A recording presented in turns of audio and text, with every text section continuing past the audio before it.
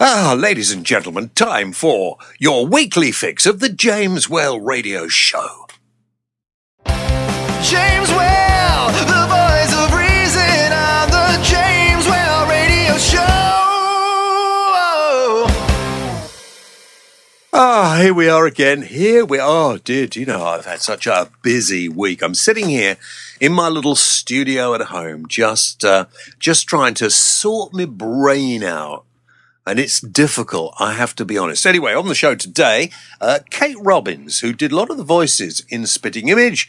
Kate Robbins is the cousin of Paul McCartney. Kate Robbins has a sister who is part of Sheila's Wheels. And Kate Robbins, who you will have seen on the television many, many times. And she's also apparently got a new album out with Nicky Campbell, which I knew nothing about. So we'll talk to her a little bit later. Rob's here. I'm here. Definitely, I'm here. Yeah. Are you sure? Oh, I can't stop yawning, mate. I really can't. Oh, dear. I tell you what I need to actually, to sort of liven me up a little bit is a bucket of ice-cold water. And a Red Bull. No, just a bucket of ice-cold water tipped over the top of my head. Right. That's going to mess up the equipment, though. Is it? Mm. Oh, well, never mind. It's just that apparently it's the trendy thing to do. It is, you know, if you want to be trendy, what you do is you get an ice bucket of water and tip it over your head. Okay. And then what? I don't know. It's celebrities do it and they raise money for charity. Oh, okay. Yeah, but I have absolutely no idea why anybody would want to do that, unless you're really, really bored and fairly stupid. I did see something about ice on your Facebook wall. Yeah, I did. I put it out there, and my screen has just crashed. Have you got it in front of you? I have. Hang on. Yep, I have. I've got some. Give me a couple. What have people said about it? Sonia says that yes, I would actually. It's so invigorating. It's so what? Invigorating. Invigorating? Invigorating. Invigorating. Mm. Yeah. I see. Well, Sonia, I'll tell you what, let's try doing it to you. I think I mean, why would you sit there and throw a bucket of ice-cold water over yourself? I mean, there's a shortage of water in certain parts of the world. Bernadette says, yep, as long as the bottle of wine still wasn't in the bucket. Oh, yeah. Very good point. Very good point. Do you ever have ice in your drinks? Very rarely. Yeah, I don't have ice in my drinks. I like drinks cold, some drinks cold, but I don't like ice in them. And you know, quite often people make ice out of tap water. Mm. Well, it's got all chemicals in. Why would you insist on drinking a sort of a mineral water or something, and then you make your ice out of something else? Drinks are expensive enough when you go out and about. Never mind 3/4 of the glass filled up with ice. That's a very good point. Now, do you like a gin and tonic? I like a gin and tonic. I'm more of a Southern Comfort guy. No, I like a gin and tonic. And if I'm going to have a gin and tonic at home, I tell you what I do. I put a lemon in the freezer compartment of the fridge. Oh, right, okay. Before I do that, I slice it up into slices to put into gin and tonic. Slightly chunkier slices than normal. And so when you take it out, you just put the chunk of lemon, which is frozen, so it's cold as well, into the gin and tonic. Is this a whale top tip? Yeah, that's quite a good idea. I think it'll catch on. Yeah, I think you're probably right. Anyway, welcome to the program. This is my online show on radio stations throughout the country. In fact, actually, we're listened to now on radio stations in different parts of the world, aren't we? Yes, Spain, America, Portugal. Yeah. Hey, what's America going to do about all this business in St. Louis, in Ferguson in St. Louis, where it seems to me that I've got a paper in front of me. I was just looking through the paper, where the police seem to have completely lost control and gone totally over the top. What on earth is wrong with them? I don't know. They're American. Is that the most you can offer? They're American.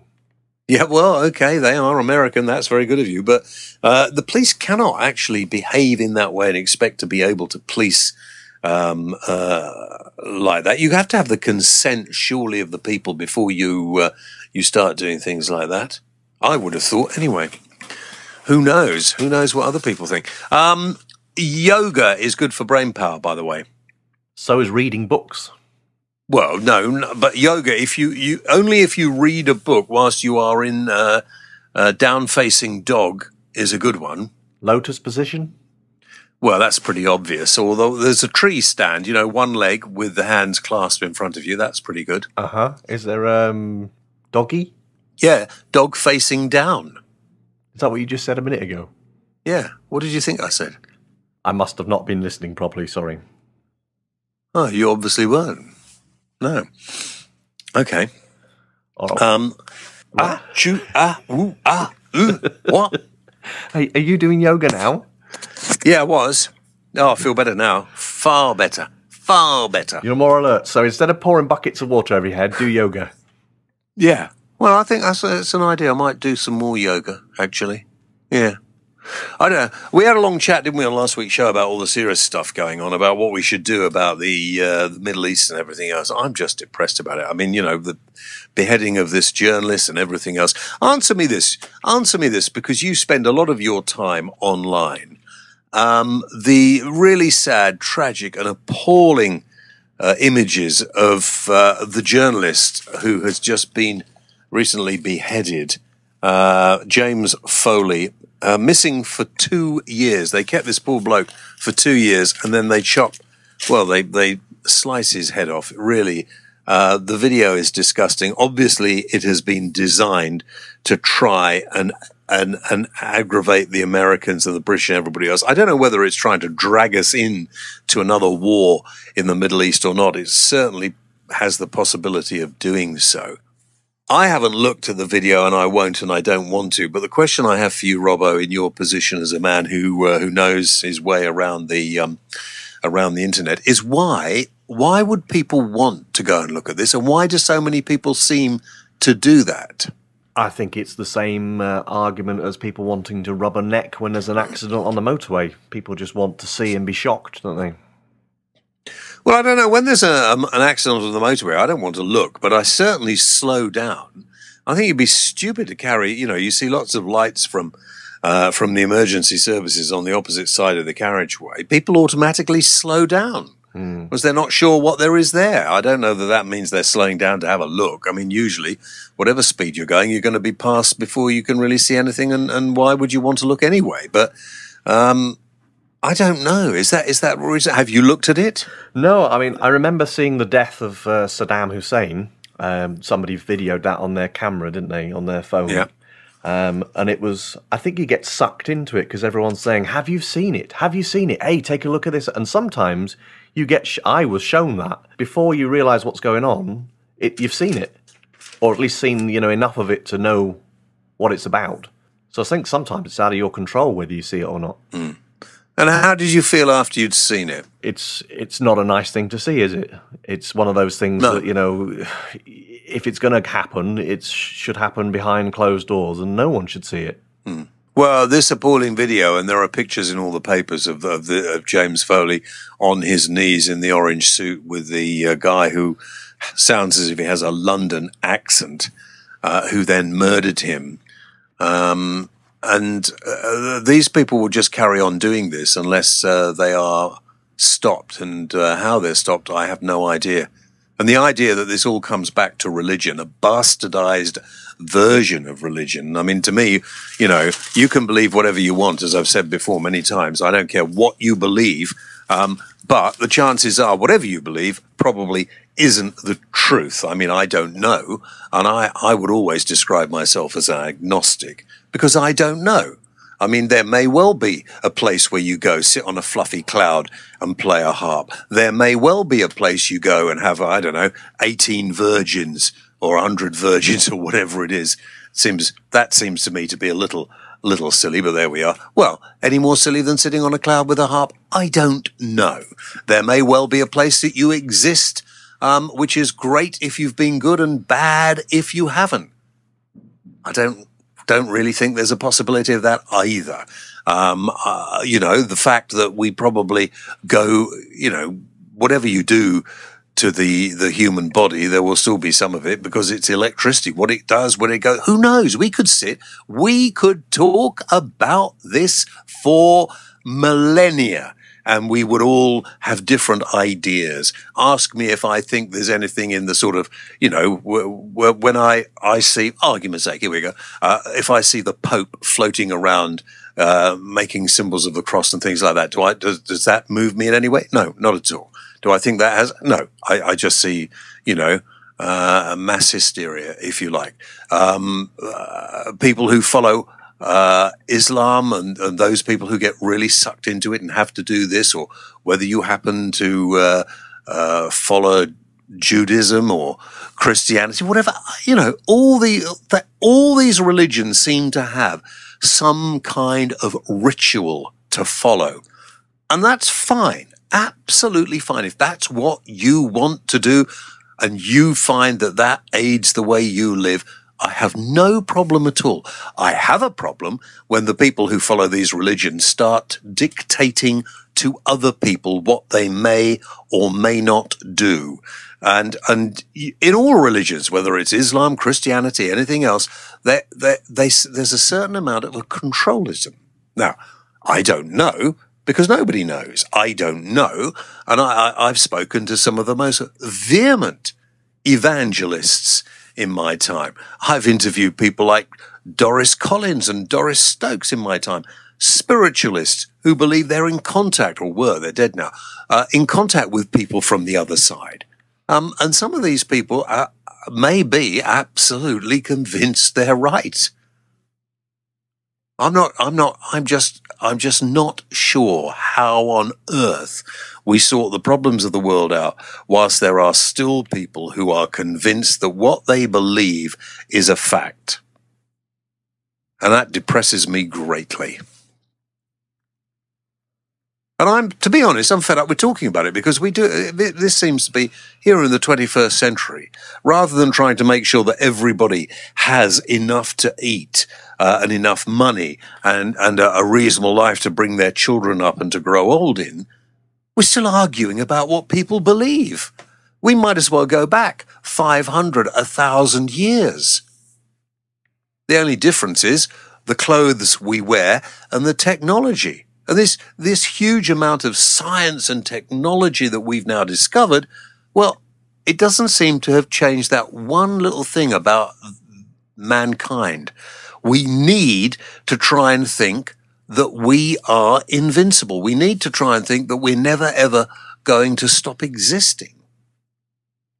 And if we spent more time trying to make the here and now better for us and for everyone around us, rather than wondering, what we can do to make sure that when we're not here anymore, we have an even better existence, an existence we don't even know exists, well, maybe we'd all be a lot better off.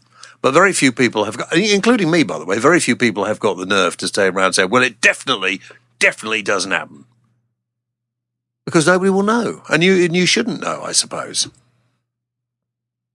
I don't know. I'm depressed about the whole thing. I notice, Rob, you're not involving yourself in this conversation at all. Well, obviously, I'm part of the 4th largest religion in the UK, so, Are you? Yes. I didn't know you were a Seventh-day Adventist. I'm a Jedi. You're not a Jedi. There's no such thing. Hey, don't you dare say that to me. I'll come round and chop your legs off. See what I mean? See how easily you people get sucked into these ideas. Now, the Jedi allow loads of other religions. We do they? Oh, that's good of you, yeah. Because obviously the Jedi are scattered throughout the galaxy, so... of course, yeah, of course. So we allow, from different races and all sorts into our religion. That's not a problem. Yeah. Gay marriage, okay? Gay marriage is more than fine. Yeah, women priests, all right? Yep. Yeah, can I eat fish anytime I want? Anytime you like. Yeah, okay. Can I buy alcohol on a Sunday? Definitely. Jawa juice. Brilliant. Jabba juice. Well, you can have Jabba juice if you want Jabba juice. Oh, dear. This would be funny if it wasn't so serious. But, you know, the people out there killing people and chopping heads off and things because they think they're doing the will of some I don't know. Oh, dear, just what do we do? Well, David Cameron came back off his holiday. I suppose that's a start. Is he back now? David Cameron? Yeah, I heard he brought a snake with him. I didn't hear that. Where did you hear that? He said something about him going with a cobra or something. No, cobra. Oh, you are so ignorant. Cobra is the meeting of the cobra. Oh, goodness sake. Look, get me Kate Robbins on the phone. Let me talk to somebody who's normal. Take a commercial break, all right? Yeah. It's about time we sold some more of my books, isn't it? Mm-hmm. I've only got a couple more weeks of summer left, and people want to read it or get the T-shirts or the baseball caps. That's just go to the shop, jameswellradio.co.uk/shop. Yeah, well, maybe they should be doing that in their droves. Would you like a free audiobook? Our friends at Audible are giving everybody a free audiobook just by going to the James Well Radio Show website, jameswellradio.co.uk. All you need to do is click on the Audible link, register, and you'll get your free audiobook. It's a bit like a book club, and remember, you can leave at any time and you still get to keep your free audiobook. So what are you waiting for? Just head over to the James Well Radio Show website, jameswellradio.co.uk, and click on that Audible link now. Now, Kate, where shall we start, Kate? Because you've had a very long and varied career, have you not? I have. Yes, I started as a cocktail pianist in Liverpool when cocktail bars were few and far between in the late 70s. And I've just left school and I started playing the piano in cocktail bars, and then I ended up singing as well and avoiding missiles being thrown at me. And then I went, I thought, well, I can do this. I can play the piano and sing. And so I got my own band together and started doing that, and then did that, go to London thing. Dick Whittington spotted Hanky over his shoulder, came down to London, got a record deal. So.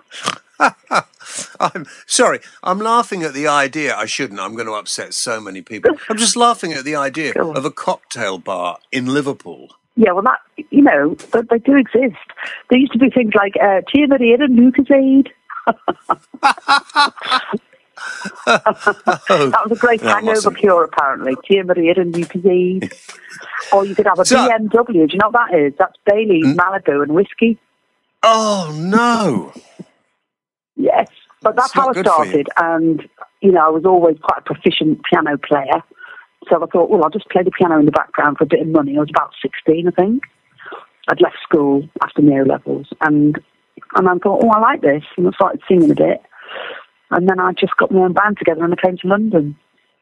And I haven't really been back since that much. Mm.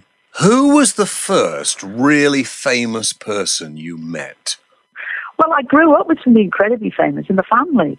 I know. But I didn't know he was famous. That's Paul McCartney, and he's my mum's cousin. So he would come to the house with John Lennon and hang out with my mum a bit. I was aware then, because the Beatles were like really big in the late 60s, and then I sort of, as it got to 1969, I kind of, I was very aware of it. And I went to his house in London and thought, oh my goodness, this cousin of mine is so famous. And I was lucky enough to go and sit in on a recording, and with all the Beatles. And me and my brother did that. It's obviously it's etched in our memories. But he was the most famous person. I think that's the answer to your question. I thought it would be. When did you last see him? Probably on his wedding day, I think, to Nancy. Yeah. Which was that about a year ago, 2 years ago? I don't know. I haven't seen him for a good old year. But he's very busy, he's always working. He's such a workaholic. He's just always gigging, even though he's, 73 this year, is he? 73, 74, yeah. But he has such a great work ethic, and he did say to me when I first came down to London as a young girl, he said, you really do need to do the clubs before you think you're going to get a record deal. So I did do some clubs, and I sort of did the working men's clubs. And, he had that thing of, because the Beatles had done Hamburg first, He wanted me to sort of get my experience on stage before I got a record deal. And he was right, you know.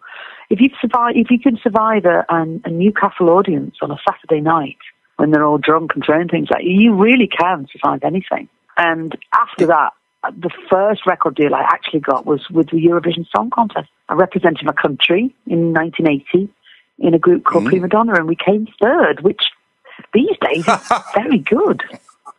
Yes, you know, I think, yes, brilliant.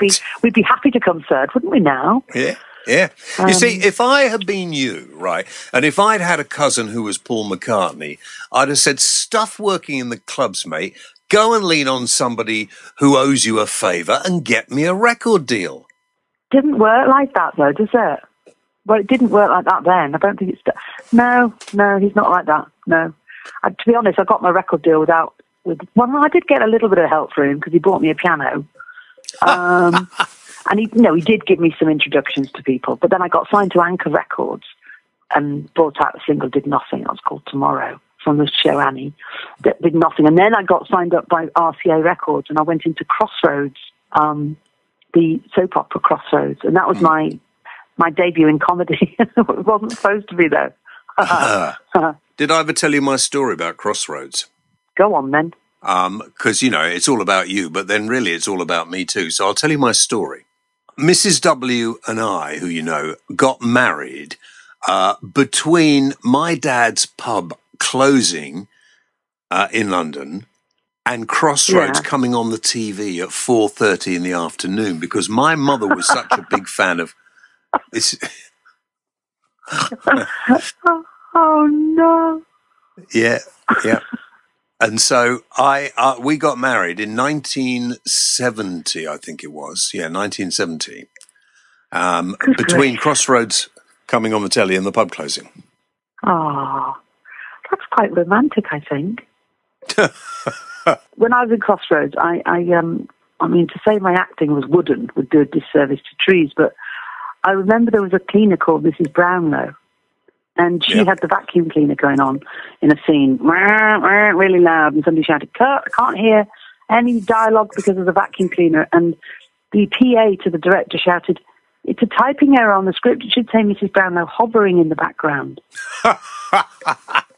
Now, let's talk about Spitting Image, because I cannot understand why that's not on the TV now. We need satire. There is no satire at the moment. Yeah, I think the thing with Spitting Image is that people, you know, everything's CGI now, computer-generated images, and I don't think people would accept puppets anymore. Young people, I mean, in the days when I was doing Spitting Image, I did it for 10 years, you could ask young people who was in the shadow cabinet and they'd tell you. Now, if you ask kids who's the Prime Minister, can barely tell you. It was a very educative programme, I think. That's because there is nothing like that on television, so kids don't know. No, they don't know. I mean, who knows who's in the cabinet? Nobody knows. Nobody cares. There's nobody doing impressions of them even anymore. You know, at least there was Rory and John Culshaw doing it a few years ago, but that seems to have died out. So the only satire we get really is watching programs like Have I Got News for You? You know, and that's it, isn't it? That's all we got. I think there is a definite need for some satirical programs, because I think politicians are getting too easy a ride at the moment. Yes. Well, we do need some more satire, but I don't know who's going to do it.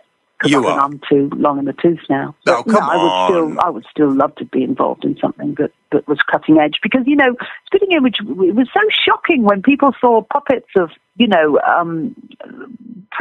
not prime ministers, but ministers of the cabinet having it off with their secretaries across the desk.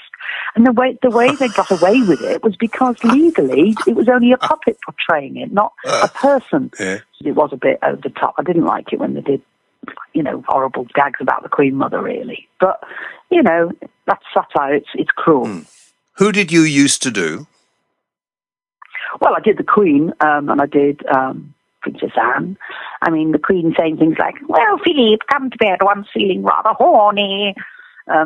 Probably will never become a dame now, will I? I did Princess Anne, and I did all the females really. Edwina Currie, although she didn't really have a very good voice.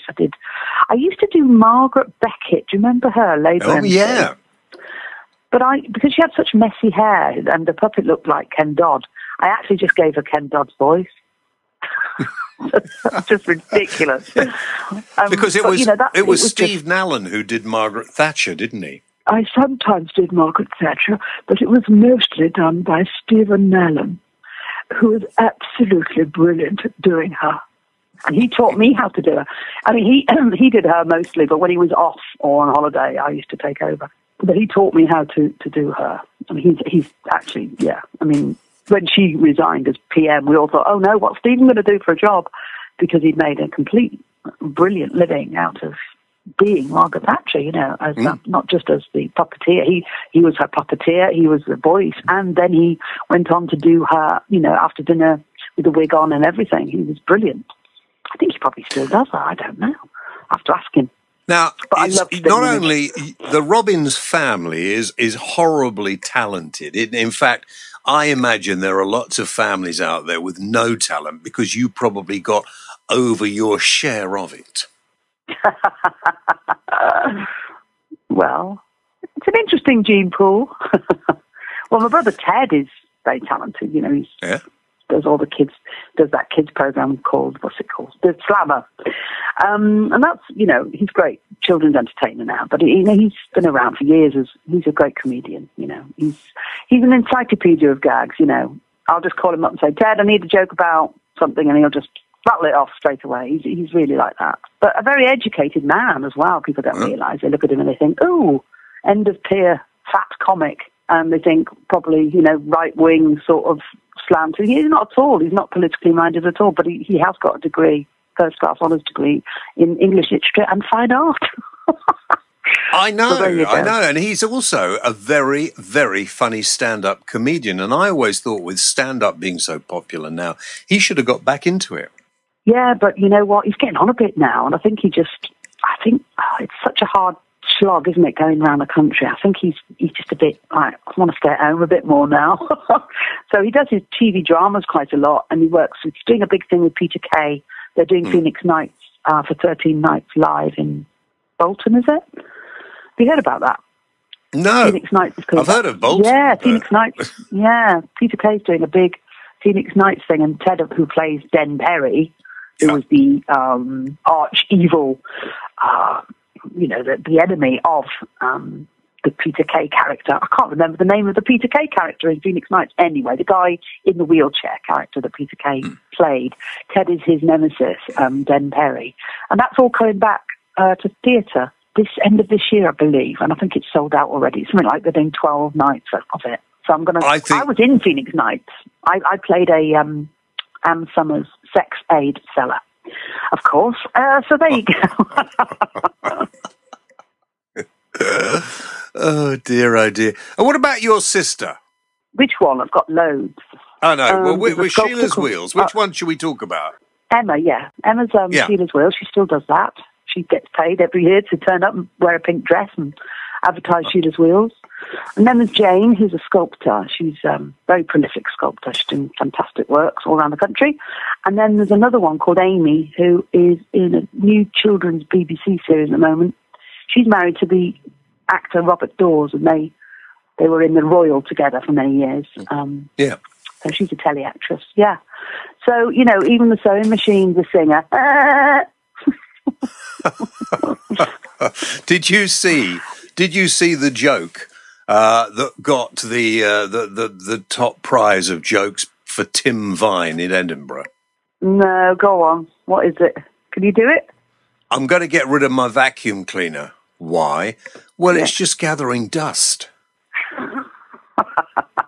It's quite witty. It's quite nice. I don't think you could say that's the best gag. It's just that became top Tim Vine, of the jokes at Edinburgh. Oh, really? Yeah. Well, it just shows how drunk we all are at Edinburgh, doesn't it? Let's talk about your latest thing then. Let's talk about the album. I could not believe I've known Nicky Campbell for years and years. In fact, I presented a TV show with him back in the 90s. I didn't know he sang.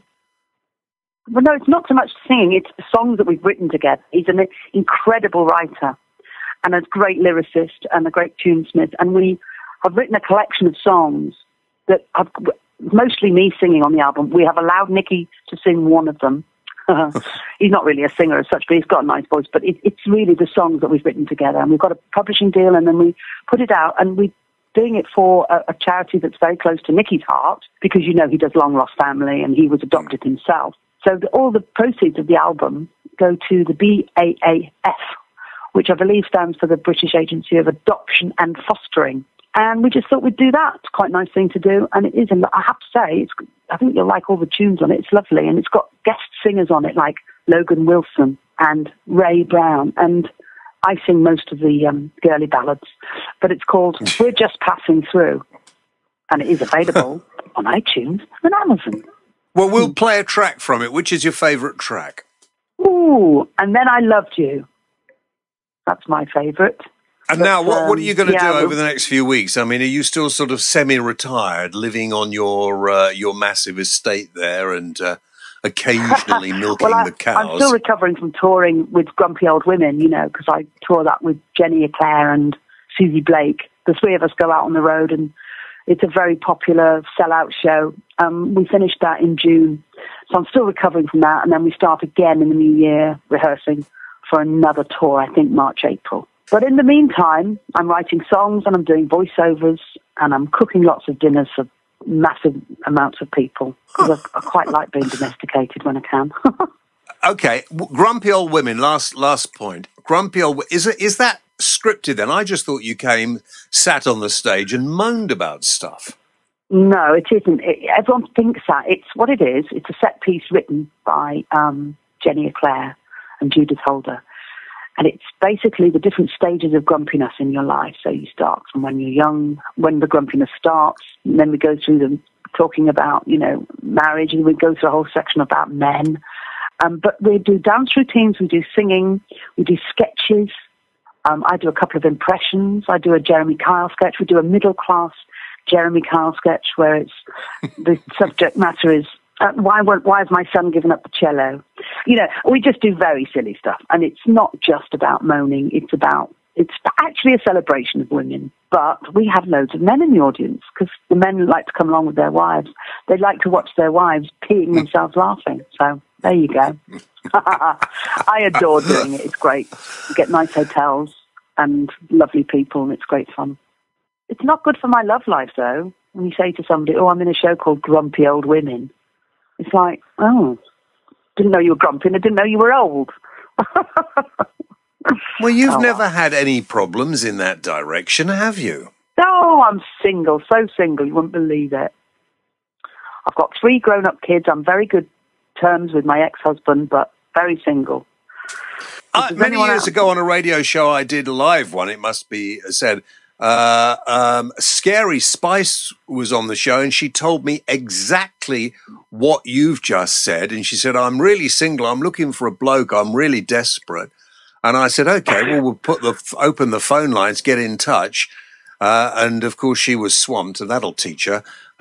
So, you know, anybody wants to get in touch, you can tweet at Kate Robbins. Yeah, I know. I'm actually very happy the way I am at the moment, just sort of, you know, being single. It's quite fun. I like living on my own, and my kids come and visit me most days because they just live in the same street, so there we are. But I'm very happy. Well, if you ever feel that, you know, you can't handle it, then you can always take part in the Ice Bucket Challenge, where celebrities apparently throw buckets of ice-cold water over themselves. I know. What is all that about? All I can think is it's just silly season stuff, is it? I mean, bucket challenge, you know, what a waste of good ice. Stick it in a gin, I say. I think it's just some celebrities who are obviously not getting themselves into the papers nearly enough. Yeah, exactly. I think that's exactly it. What a load of rubbish. Anyway, listen, I'll let you go back to being a bit grumpy, and we'll talk soon. Thank you, James. Yeah, and you. See you soon. Ta-ra, bye. bye-bye. Bye. Thanks a lot. Bye. Bye.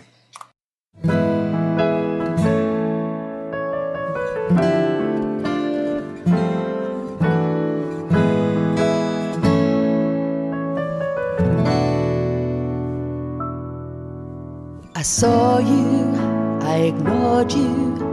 You called me on the phone. I was sure you were someone else's love. I knew you, saw through you. I wasn't on my own. I adored you, but never quite enough. And then I loved you, and then I cared. A bit broken in a sweeter place somewhere. And then I loved you. Don't be afraid. This dream is just pretend. It's in a place I can't attend. And then I loved you is a tune that can't be played.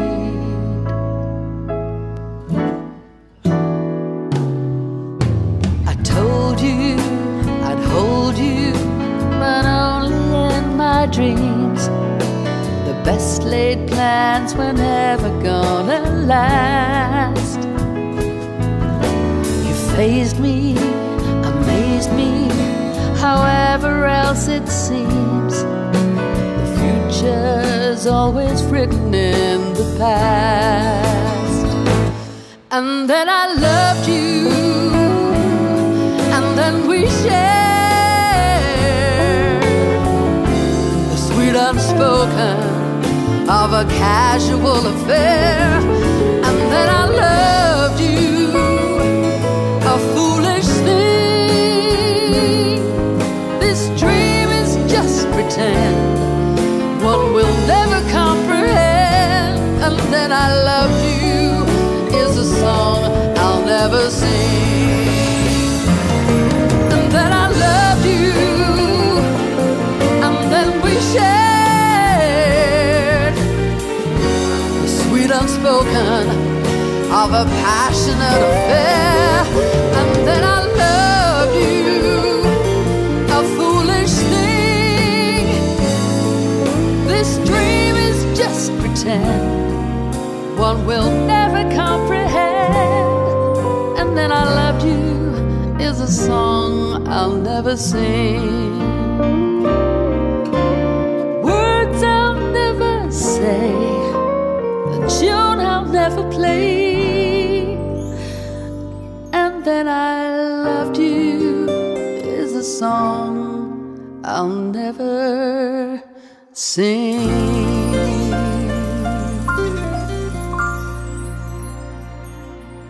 Kate Robbins. She's funny, isn't she? I tell you what, her brother is a very funny man, very nice guy.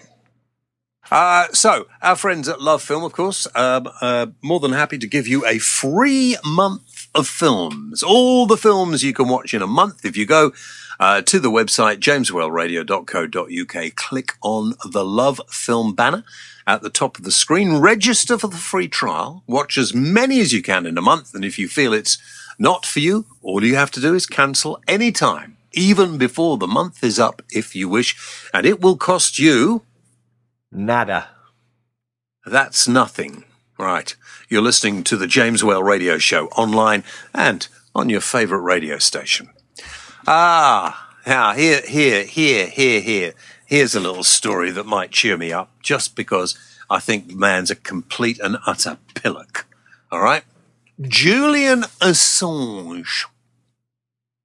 Julian Assange, who has been in the Ecuadorian embassy for the last 2 years, self-imposed exile. You know, is he a prat or not? I put this out on Facebook earlier in the week. And Carol Whitfield says, pray tell me, James, what is there to discuss? He's a complete numpty. A waste of space. And I tell you, he's costing us, you and me, the taxpayer, an enormous amount of money.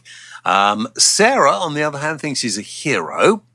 Dylan Drake, he says he's not a prat, the government. Why are you on the side of this ridiculously stupid man?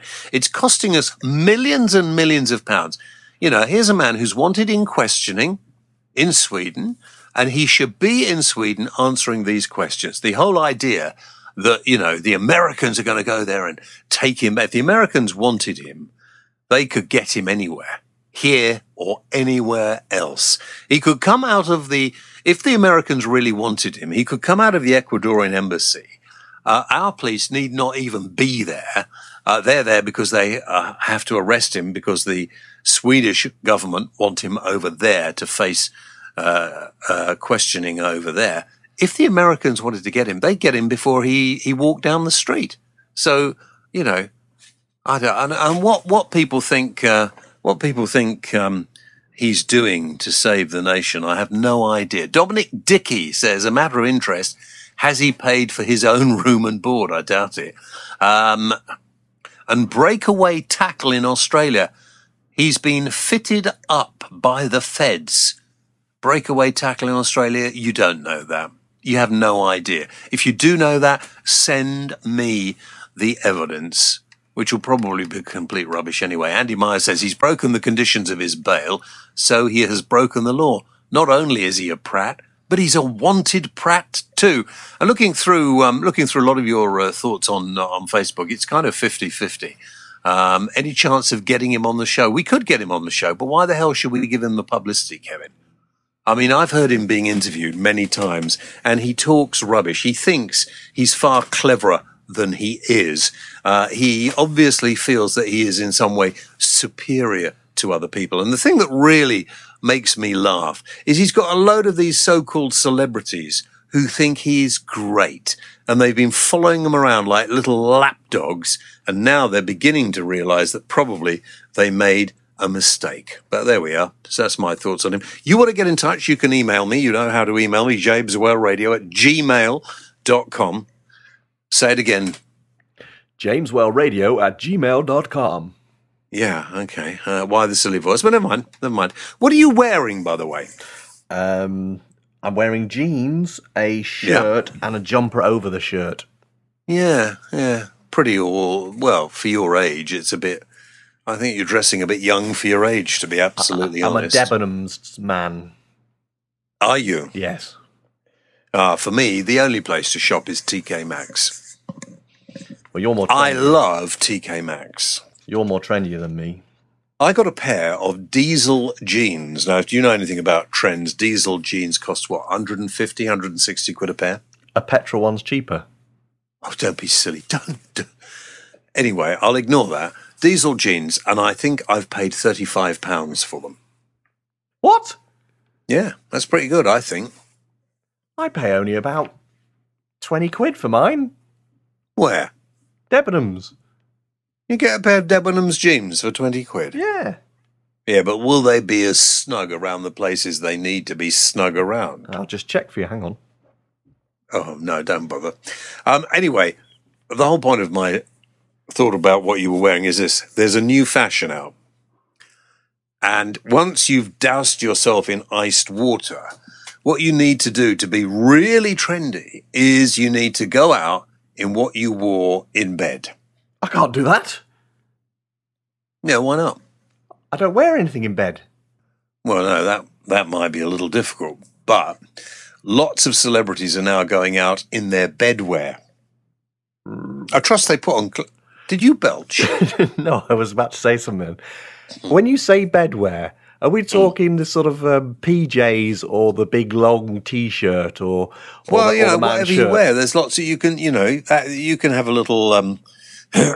There's scope for you to be adventurous yourself. Celebrities are now street bedwear is the new streetwear. Right. So are we talking, bedwear as in nudge, nudge, wink, wink, bedwear?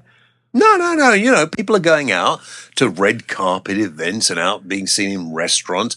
The big celebrities, they're going out in what they would wear in bed. They're wearing it out on the street. Are you sure? Yeah. You see, a load of people have been getting into this. I mean, Janet says she wouldn't wear her PJs outside the house. Janet? I think you should try. It might be liberating. Colin Ibbotson says, you never see folk looking as bad as us in Italy, Spain, Germany, France, etc. We are the Vicky Pollards of Europe. What's wrong with people? For God's sake, get washed and get dressed. Oh dear, Colin's not happy. Judith says, not a good look, just lazy people not being bothered to get dressed properly. That's an interesting point, isn't it, as well, when you think about it? I think people should get dressed. Do you have a shower before you go out in the morning? Occasionally. Yeah, occasionally. I can't leave the house. Not even. I'm doing the breakfast show at the moment. And I'm getting up at 4 o'clock in the morning. I have to have a shower. At 4 in the morning? Yeah. Do you have one before you go to bed? Yeah. Pete Jenkins, by the way, just said to us, he's driven from Lincolnshire to Wales in his PJs. Why? Yeah. I don't know. Why did you do it, Pete? Get in touch. Aid Thorpe, Johnny Fingers did it decades ago. Who's Johnny Fingers? Johnny Fingers? Yeah. Was he in the Sex Pistols? Go to the Republic of Ireland. They are a year ahead of you. They've been doing it for months, says Roy Taylor. Oh, dear. David Hoy says, James, you do have some good debating material. You do push the buttons. What's that got to do with it? Pajama buttons, maybe. Oh, pajama buttons. Pajama buttons. Yes. Yeah. Anyway, good. Thank you very much indeed. Get your bedware out. Have a go. I also asked another story during the week. There's been this really sad situation of these asylum seekers found in a container at Tilbury Docks. And I did ask whether you thought that these people were victims or are they criminals? Well, of course, it's now found out that they've come here and they've asked for asylum. And it doesn't look like they've been trafficked over here. So what do we think should be done about them? Because, of course, there is a very strong feeling of people that, we don't want any more people coming to this country. And I wonder what you thought about that. Stuart Clark says, as they come illegally, they are criminals, surely. Patricia Clegg says both. They know what entails coming illegally, but they are victims too. The traffickers are the real villains. It's very sad that someone so desperate is exploited by people who have no regard for human life. Carol Madeline says these people are victims. Kay Fowl says poor sods probably paid out their life savings, being told that they'd have a better life in the UK. Lone Wolf, criminals.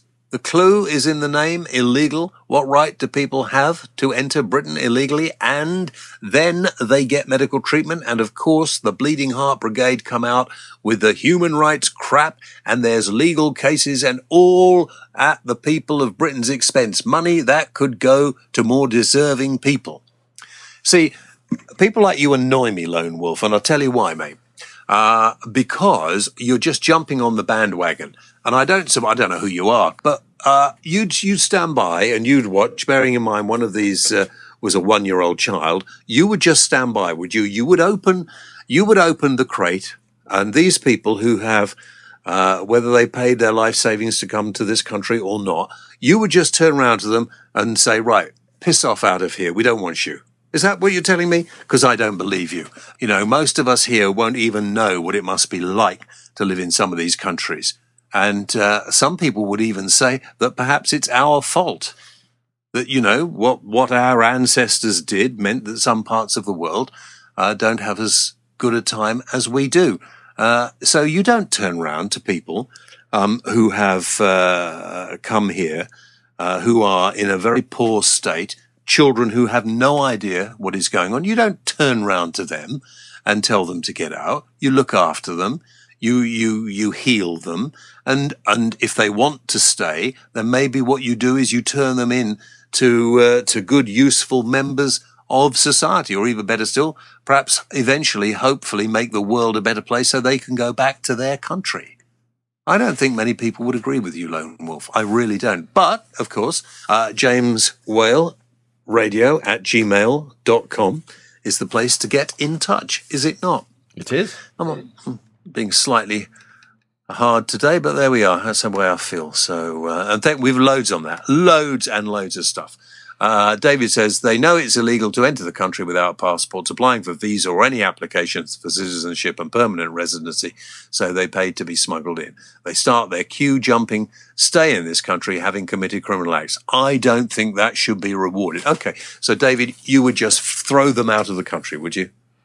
I can only assume, David, that you don't know what it's like to be desperate. And that's good, David. I'm glad that you don't know what it's like to be desperate. But I think we have to actually suddenly think, why are people struggling to come to this country? Why are people not happy where they are? Is it down to religion? Is it down to tribalism? What is the reason? And can we not try and fix it? I mean, let's face it. We're going on about the world and how terrible the world is, and how we're going to make sure that the world is a better place. But just remind me, who are the major invaders of other countries? Get my point? Okay. I think that's almost it, isn't it? Yep. I seem to have prattled on for a long, long time. A very, very long time. Yeah, very long.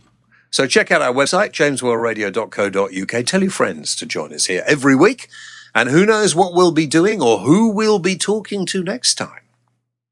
James Well, the voice of reason on the James Well Radio Show.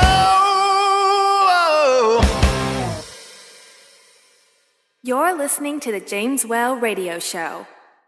For more information, visit www.jameswellradio.co.uk. Why not check us out on Facebook.com/James Well Radio Show, or follow James on Twitter @the James Whale. James Whale, the voice of reason.